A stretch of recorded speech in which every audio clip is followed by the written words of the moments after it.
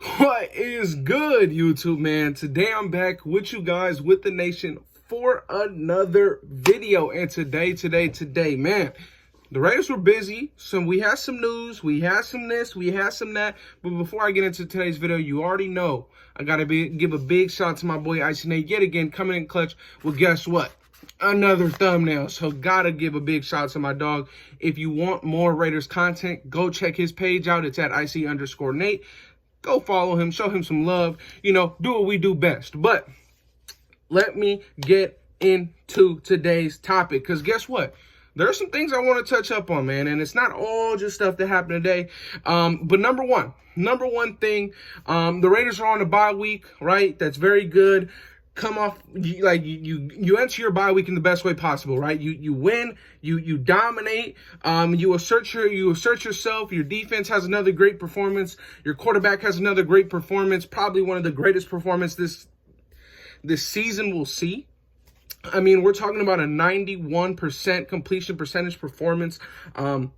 There's quarterbacks in this league that struggle to get 50, right? And he was 40% above that, right? So that's ridiculous. But let me talk about some stuff that we heard out today. So number one thing that I want to talk about is Jabril Peppers, standout safety for the New York Giants, has just been placed on the IR. It's a long-term IR situation. It's not a 3-week IR. It's an ACL injury. Apparently he heard it today or yesterday in practice. He is done for the year. And like I said, Jabril Peppers is a standout safety, in my opinion, for the New York Giants, man. He is a good player. In my opinion, it's kind of like if we were losing Jonathan Abram, right? A good, strong box safety, can cover from time to time, but can really assert his dominance in the run game, in the intermediate pass game, in the flats.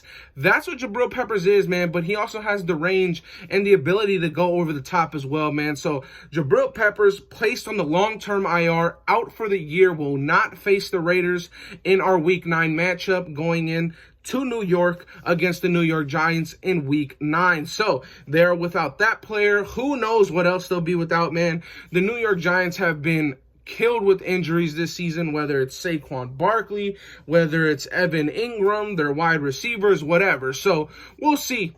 As far as we know right now, Jabril Peppers is the only guy that's out, but that is a big blow for that defense that is pretty decent, right? They have playmakers. They got people that can really shift the momentum in games, and I think that Jabril Peppers was one of those guys, and he is going to be out for the rest of the year. So guess what? The Raiders do not have to face Jabril Peppers in Week 9. Now, another thing that I want to talk about, I think it's one of the bigger things that happened today.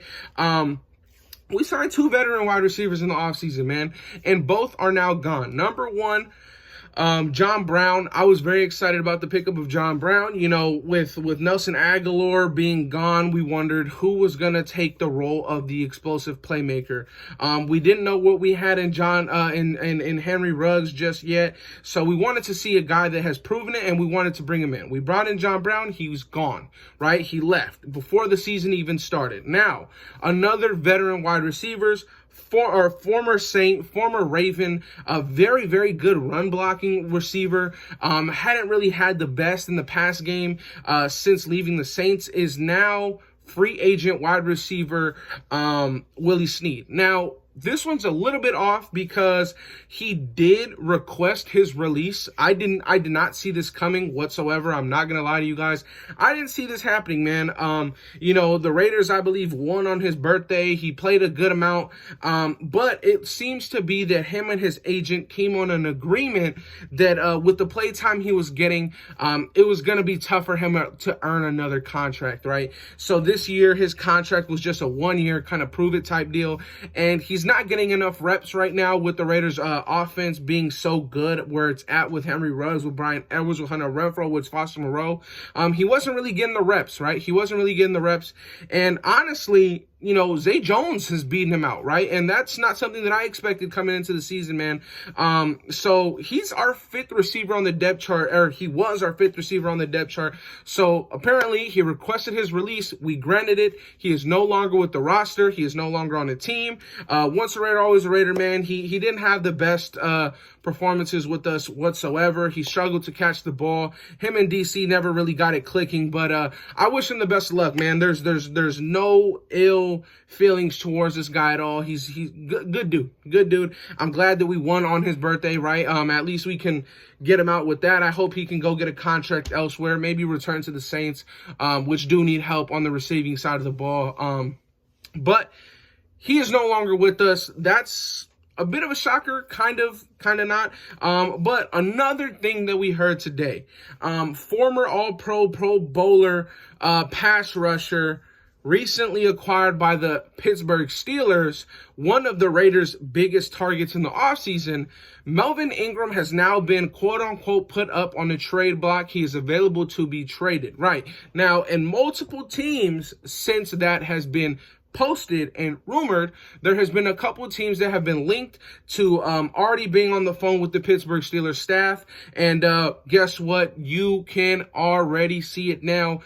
His former defensive coordinator must have been jumping all over the fact that this man, yet again, although he's not a free agent, but he's once again available on the market, right? Now, really quick, there's no way that we get Melvin Ingram besides a trade, right? He's under contract with the Pittsburgh Steelers.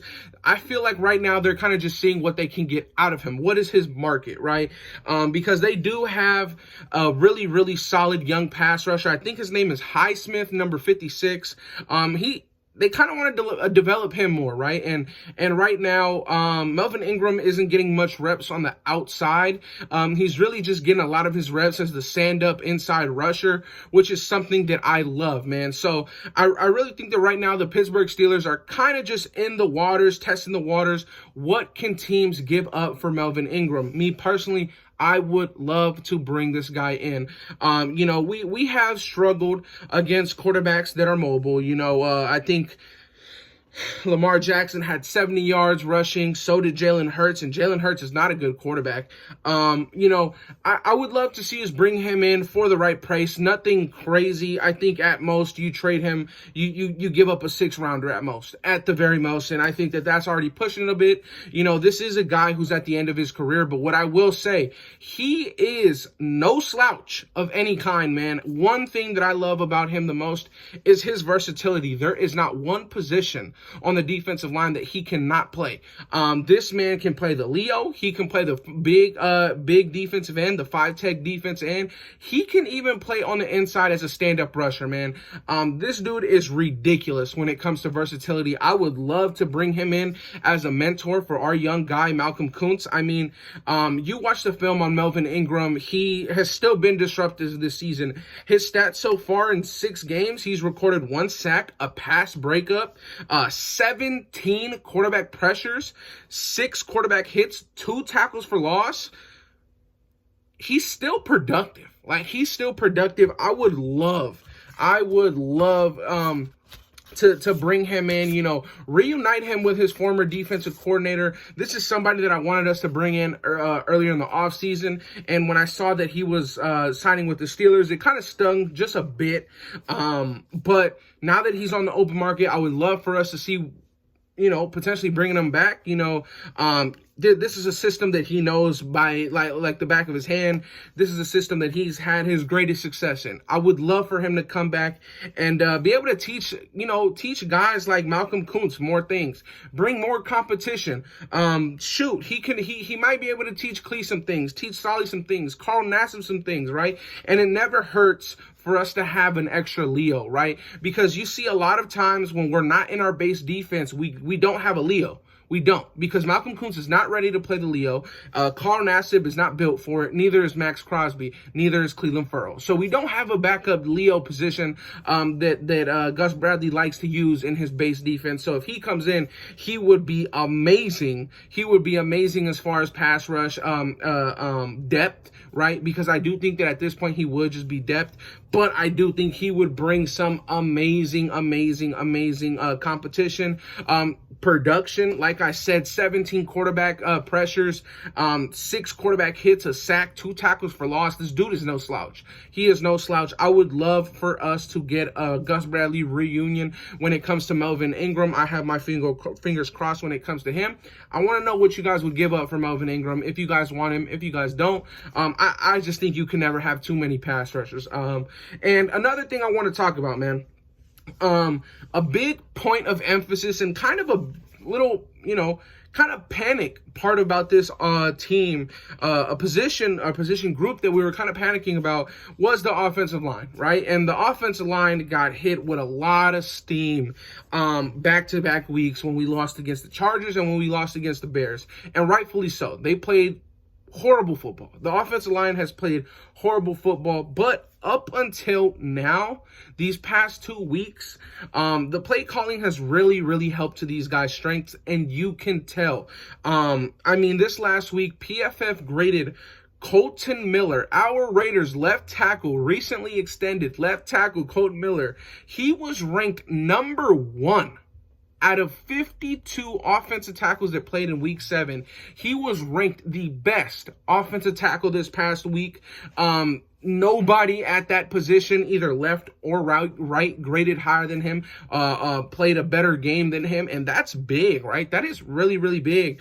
Obviously, there was some big names that didn't play because there was tons of teams on bye weeks, right? There was tons of teams on bye weeks, but Colton Miller, for him to rank first is pretty big, right? Out of 52 offensive tackles, man, that is pretty impressive. That is very impressive. Now, one guy who I have drilled, I know many people have drilled, and a lot of us wanted him gone after the first 4 weeks. Even when we were 3-1, we wanted him out the door, and that's Andre James. But guess what?